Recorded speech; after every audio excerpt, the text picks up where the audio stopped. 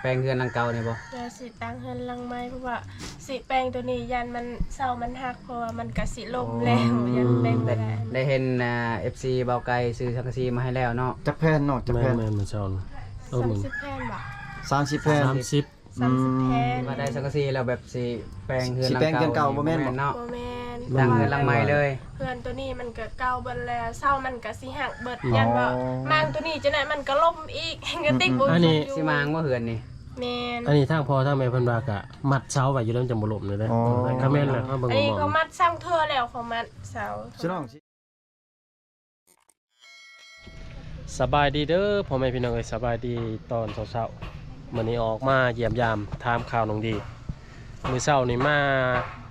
ส่งสังกะสีเพิ่นพี่น้องเอ้ยเพราะว่ามีอ้ายทางต่างประเทศทางอเมริกาเพิ่นซอยสังกะสีเพราะว่าเฮามาถ่ายสุดก่อนนี่ว่า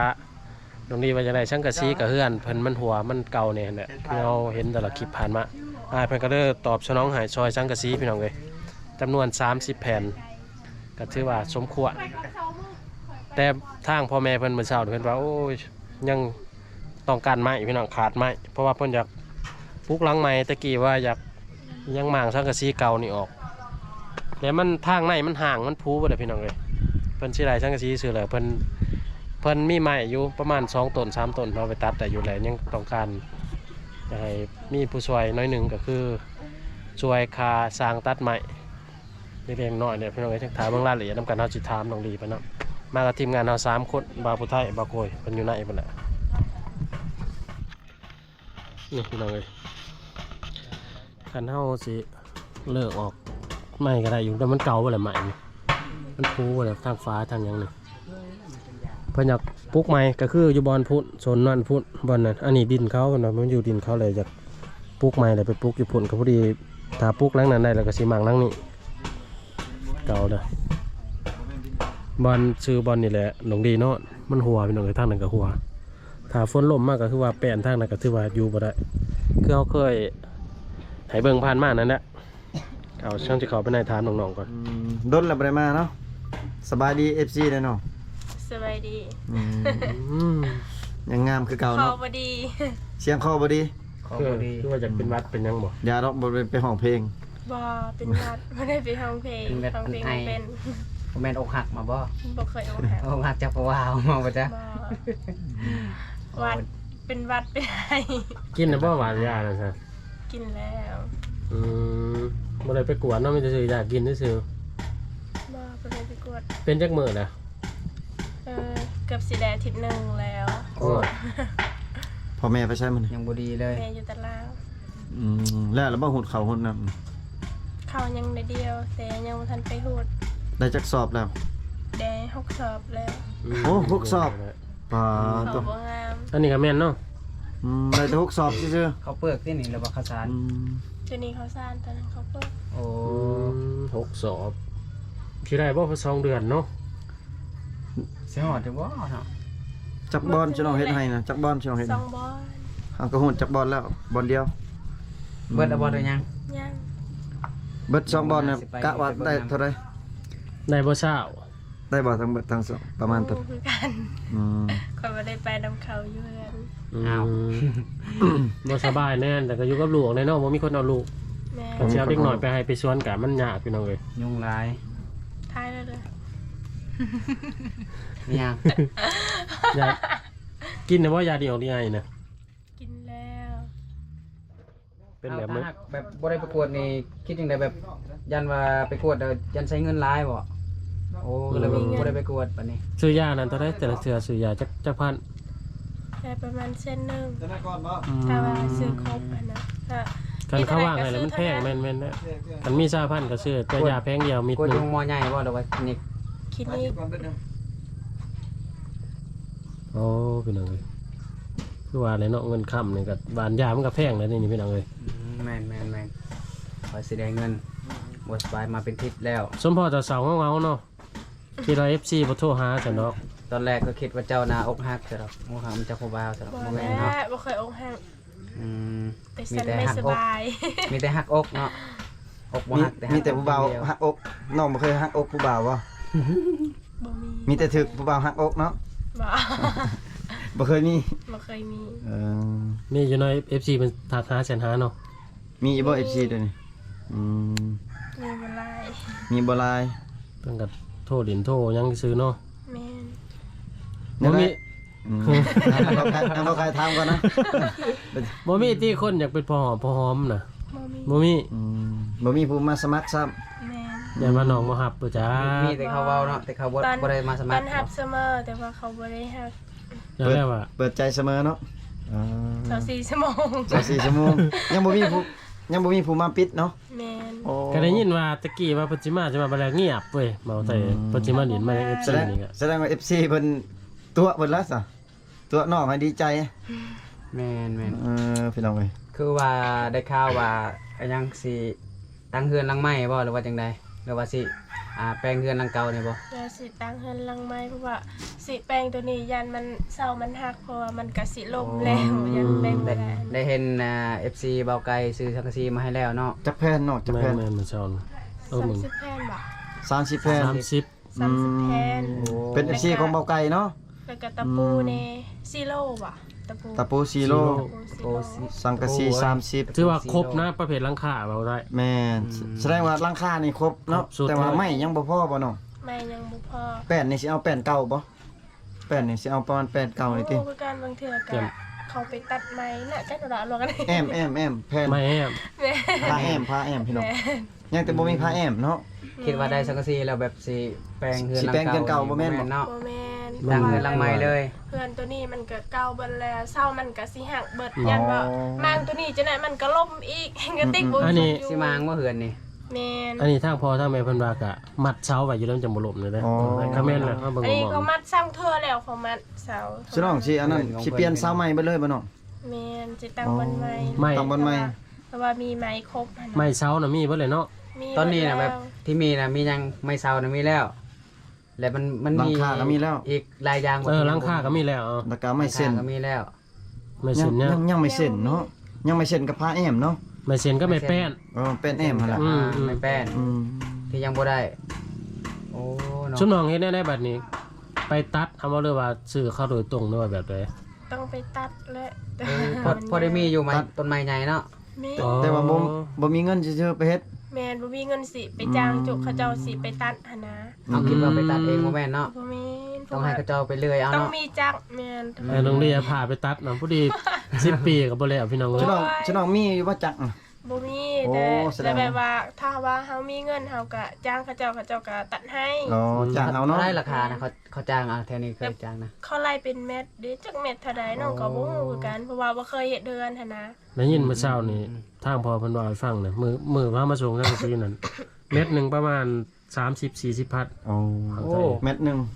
เขาไล่เป็นเม็ด แบบ บ่เป็นไร เขาเจ้าตัดให้แล้วเขาเอาเมื่อฮอดเฮือนเลย เขาไปส่งฮอดเฮือนเลยหั่นนะแบบนั้น ดีอยู่เนาะ มีแต่เฮาถาหับถานับนํเขา แม่น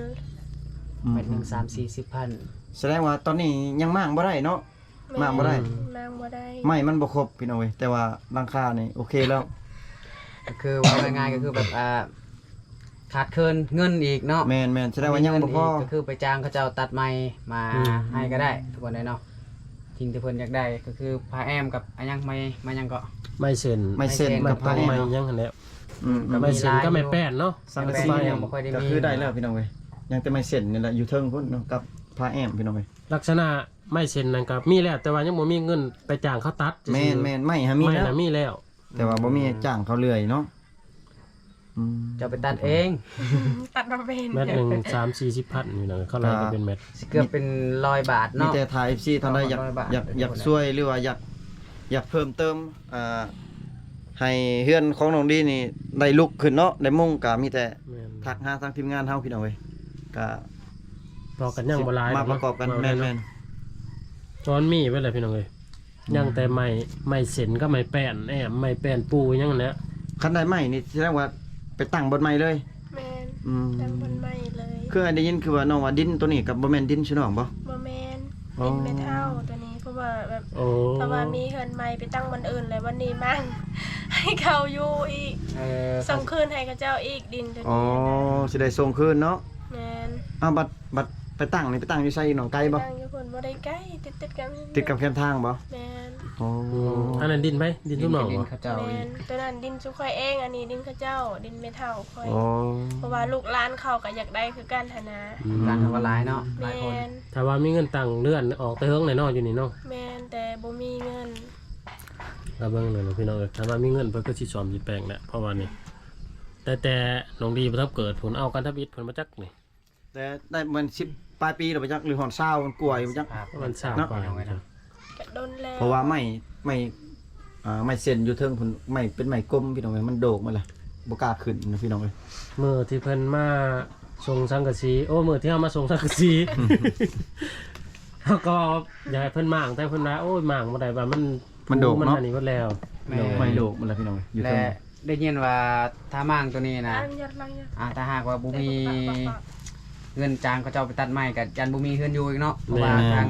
เอฟซีเบาไกลก็มีแต่คนเดียวบ่ที่ช่วยน้องดี ผู้เดียวเนาะ อ้ายเพิ่น สาวดี ตามประเทศ ผู้เดียว เพิ่นซอยสังกะสี ก็เลยถ้าผู้เดียวนี่มันอาจจะบ่พอหลายสิ่งหลายอย่างดอกทุกคนเนาะอยากให้ FC หลายคนแบบสนับสนุนคนละเล็กคนละน้อยก็ยังดีเด้อทุกคนเลยเนาะ ซอยกันพี่ ช่ น้ ว อย ง กันพี่น้องให้สวัสดีเพิ่นได้มีเฮือนซานอยู่เพราะว่าเฮือนซานเพิ่นก็ตามที่อาทายให้เบิ่งนี่แหละเอาพี่น้องเอ้ย หลังนี่เพิ่นอยู่กับเฉพาะอยู่กับลูกของน้องเนาะ แมน กับ กะน้องชายอีก น้องชายเนาะ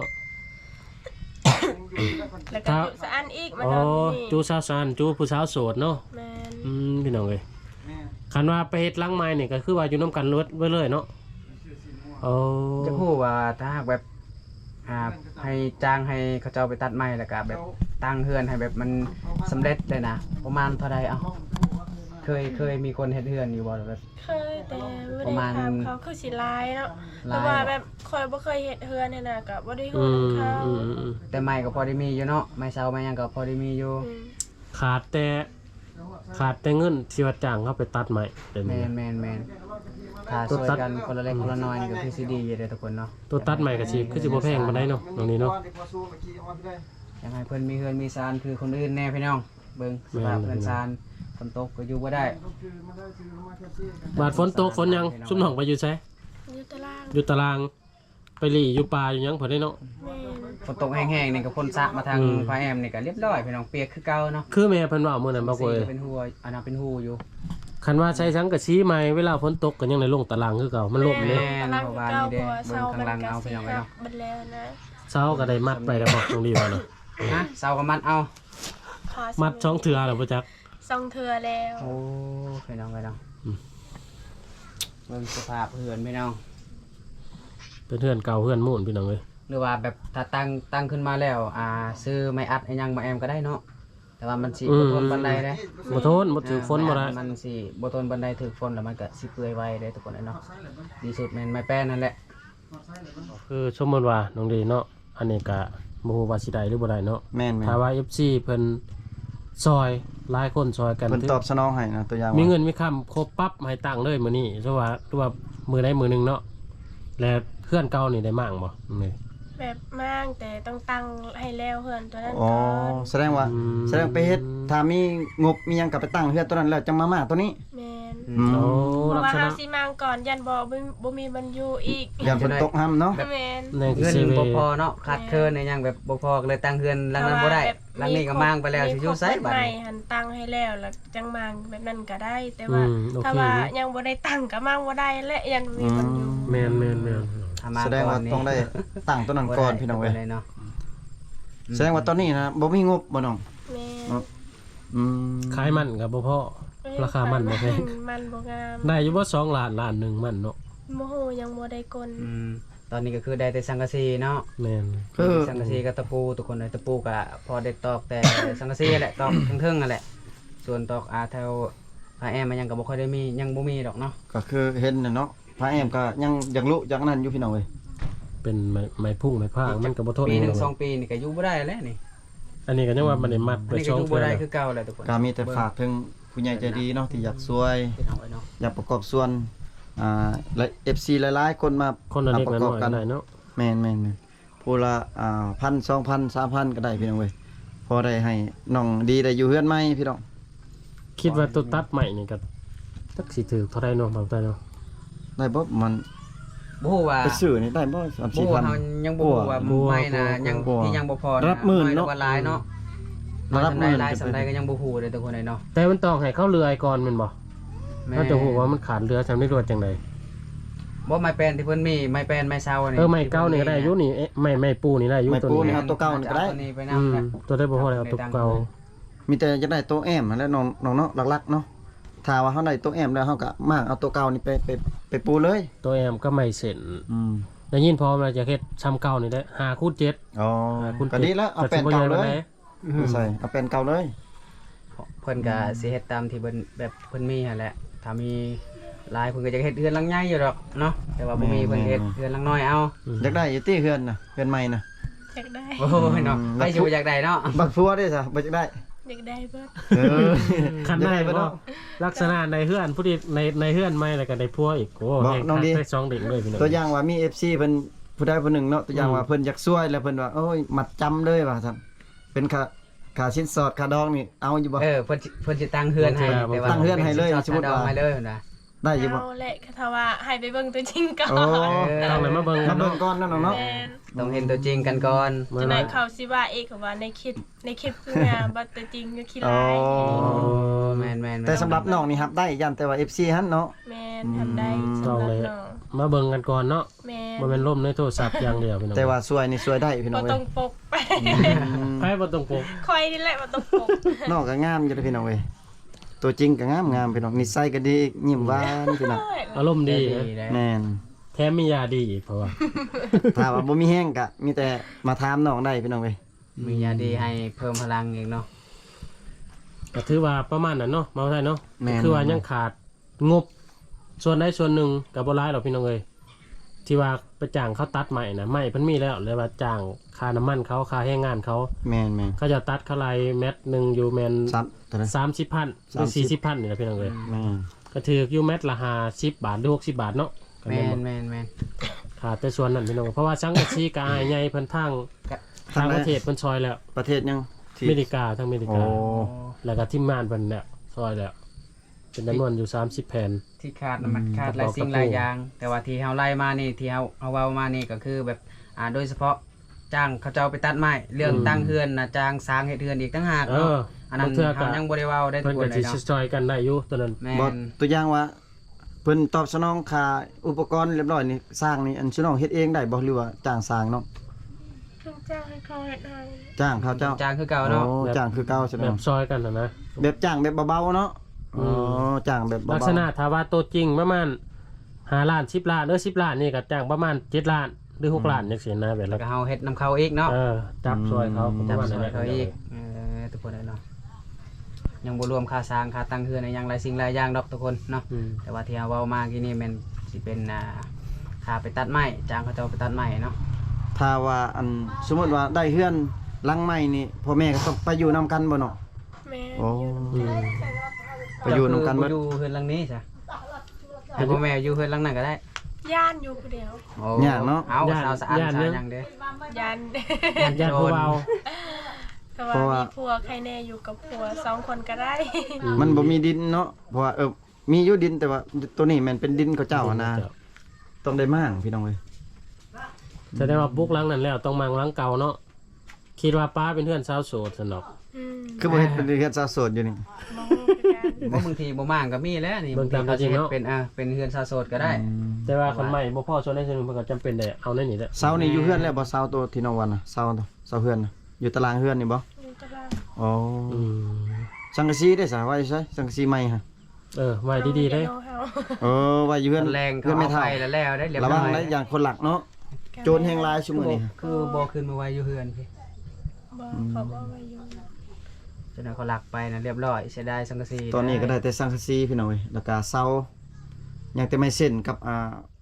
ผ้าแอมมันล่ะพี่น้องเอ้ย แม่นนะเอาไว้ FC เพิ่นใจดีเนาะเพิ่ แม่ น น สิซอยดอก อยากช่วย สิ เติม บ่ใกล้เกินฟันดอกคือเพิ่นว่าดอก แม่น มันก็บ่ได้แม่นขาดหลายบ่แม่นเฮานับหนึ่งใหม่เนาะ ก็มีบางเห็นอยู่เพิ่นถามอยากซื้อสังสองสีแต่ว่า อืม เพิ่นอันเพิ่นผู้เดียวก็เพิ่นบ่อยากรับนะ บ่ พี่น้อง ไหวคือกันเนาะ บ่ไหวมันแพง เนาะ แต่ว่า FC หลายคนต้องช่วยกันคนละเล็กค แม่ นละน้อยเนาะคนที่บ่มีก็ช่วยกดไลค์กดแชร์ให้กันยังดีทุกคนเลยเนาะ ฉะนั้นมื้อนี้ทีมงานจึงมาถ่ายมาทำน้องพี่น้องเพื่อว่า FC ของเบาโกยหรือว่าเบาผู้ไทยเบาไก่สิมีแบบเพิ่มเติมก็ ยินดีนํพี่น้องเว้ยเนาะ แม่น จะมาเป็นสะพานบุญให้ ประกอบส่วนซอยกันเนาะ แม่น แบบคือเฮาเฮ็ดน้ำวัดน้ำว่าแน่นอนเอาไทยเนาะ แม่น ผู้ใดอย่างน้อย ว่าทำบุญนำกันเนาะเฮ็ดบุญนำกัน แม่น อืม น้องได้ก็ซ้ำทีมงานเฮาได้เนาะ แม่น คือว่าเฮือนซ่านกับซอยๆกันไปพี่น้องเว้ย ตะกี้เฮาบ่มาทายกันเนาะว่าบ่มีข้าวกินมาทายกันยังพอได้มีข้าวกินอยู่เนาะน้องดีเนาะ แม่น มี ช่าง FC เอา เพิ่น เนาะ มี FC เพิ่นช่วยเหลือเล็กๆน้อยๆพี่น้องเอ้ยก็ดีใจน้ำน้อง เพิ่น พี่น้อง คอยสบายในเด้อมื้อนี้นะ บอกค่อย น้องเป็น คอยๆ เป็นไอบ่ ไอเลิฟ เป็นไอเฮ้ย เป็นไอเลิฟบ่แม่น คิดว่าอกหักจากผู้บ่าวซะเนอกแล้วก็หายหรือเป็นไข้พัดเป็นไอ ๆบ่ค่อย เราคือว่าไปกวดซะ ไปกวดในเด้อ เราคือว่าไปกวดอยู่ สิ หม เป็น อ ห่วงเด้ เป็นไงบ่มีงบไปอีกบ่ แม่น ได้แต่งบซื้อยา เงินบ่พอการซื้อ อื เบียร์ ม มี หวยมัน6-7มื้อเลยเนาะ แม่น ไปกวดก็ดีเด้ เป็นในยามขึ้นไข้บ่หรือว่าต่างเจ็บคอซื่อว่าหมอ เจ็บคอแล้วเจ็บหัวแน่ อื ๆ ม รอจิกหัวแน่ เจ็บ เนาะ พัวจากได้ผัว แม่ได้ปวดละ เป็นจังได๋ ก็คืออยากถามอีกตัวหนึงว่าคือว่าอันคือน้องตอนนี้เนี่ยยังโสดแม่นบ่มีแต่ FC เพิ่นโทรล้ม แม่ แบบผู้บ่าวแบบล้มเป็นแฟนนี่บ่มีบ่น้อง บ่มี อืม ดีบ่ แสดงว่ายังโสดอันนั้นเนาะ ถ้าหากว่าใครที่อยากแบบคบกันแบบเป็นแฟนในยังนี่ก็ต้องได้มาหากันตัวจริง นี่แหละ เนาะ มาหากันก่อนแหละคันว่า ให้เห็นตัวจริง ถึกใจกะ ว่าเป็นได้ ล่มต่อพี่น้องเอ้ยจังแบบสบายทั้ง FC สบายทั้งน้องนี่แน่ แม่ นะ นแม่นแม่นแม่น เพราะว่าเห็นหน้าเห็นตากันนี่ก็ถือว่าไปกันได้ก็โอเคได้ล่มต่อ เพิ่นว่านะเพิ่นนะครับ ได้เสมอยันแต่ FC เห็นเพิ่นตัวจริงแล้วฮับบ่ได้ แม่นเพราะว่าคอยขี้ไล่ อืมการกีฬาซั่นนี่บ่มีคนงามนะพี่น้องเอ้ย แม่นแม่น พี่น้องเอ้ยก็ถือว่าถ้าว่าพ่อแม่พี่น้อง FC ใจดีก็ซอยน้องแน่พี่น้องเอ้ยอันนี้ก็ทางอ้ายใหญ่เพิ่นซอยสังกะสีแล้วกับตะปอกตะปูแล้วก็อันอื่นเล็กๆน้อยๆก็ยังแต่เงินที่ว่าจ้างคนตัดไม้กับคันนี้ว่าค่าสร้างเล็กๆน้อยๆเนี่ยแต่ว่าเรื่องตัวนั้นยังบ่ได้ฮู้เนาะน้องดีเนาะว่าเท่าไรเนาะเขาตัดไม้น่ะเนาะ แม่นเพราะว่าน้องเขายังบ่เคยแบบบ่เคยเฮ็ดเดือนน่ะนะ อืม บ่ได้ไปทางพระเจ้าว่ามันงบทั้งหมดนั้นหมดเท่าไรอะนะ โอ้ แต่ช่วงนี้เนาะแบบมันขึ้นราคาคือย่างแรกเขาขายมันก็ แม่น แพ แม่น ง เขาอยากหมากแพงพี่น้องเอ้ยตามยุคตามสมัยมันแหละโอ้ก็เพราะว่าเฮามาส่งสังกะสีกะพอเพิ่นไปแล้วถามเขาแต่เขาบ่อยู่พี่น้องเอ้ยก็เลยส่งสังกะสีให้เพิ่นเก็บไว้ก่อนก็คุยหรือว่าล่มกับอายเพิ่นนี่แหละว่า น้องยังบ่ได้มุ้งมีแต่ท่าเฮ็ดเป็นโครงหลังคาใหม่แล้วก็จังสิมุ้งพี่น้องเอ้ยก็ถือว่าคลิปนี้ก็ปิดไปซ้ำนี่ก่อนเด้อพี่น้องเอ้ยขอมุกขอบใจพ่อแม่พี่น้องที่ติดตามรับชมให้กำลังใจ อยู่ดีมีแห่งเบิดทุกคนเนี่ยได้กะอยากให้พ่อแม่พี่น้อง FC เพิ่นช่วยน้องแน่ผู้ละเล็กกันน้อยคนละน้ำมุกน้ำใจได้น้อยๆเนี่ยพี่น้องเอ้ยหลายคนก็มันก็สิเป็นหลายเองมันเพราะได้น้องมีเฮือนงามๆอยู่เนาะน้องนี้เนาะคนก็งามแต่พอเฮือนบ่งามนี่ก็ว่า บางเทื่อออกจากเฮือนนั่งหนีไปเพราะว่าได้คู่ได้ข้องกับบ่จักเนาะไปอยู่เฮือนงามๆพี่น้อง บางทีมี FC เพิ่นมาอยู่นํก็ได้นะ แม่นก็เฮ็ดเพื่ออนาคตด้วยเนาะน้องนี้เนาะ แม่น พี่น้องเอ้ยก็มีแต่ตามมันแหล้วก่อนอื่นก็ขอมุกขอบใจอ้ายเพิ่นทางมิริกาที่ว่าช่วยซื้อสังกะสีให้น้องพี่น้องเอ้ยทางทีมงานก็ขอบใจหลายๆที่ซัพพอร์ตช่วยเหลือทางน้องๆแล้วก็เฮาอยู่ดีมีแห้งเบิดทุกคนจังพอกันใหม่เถอะหนาเด้ออ้าวมีแห้งบ๊ายบายจ้ะบ่ บ๊ายบาย